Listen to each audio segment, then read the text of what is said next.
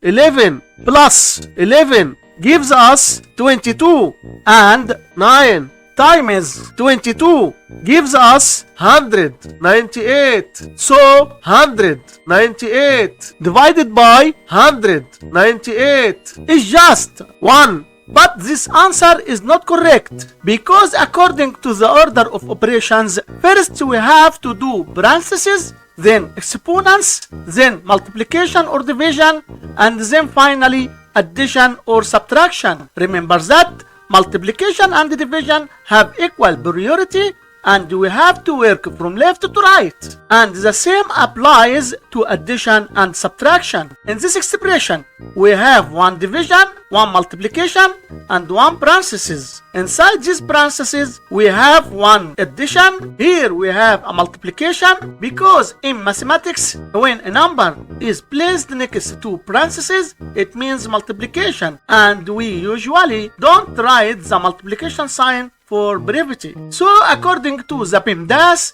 first we have to do this parenthesis, then this division, and finally this multiplication. If we do this multiplication before this division, it's wrong. So first this parenthesis. Inside this parenthesis we have 11 plus 11, which equals 22.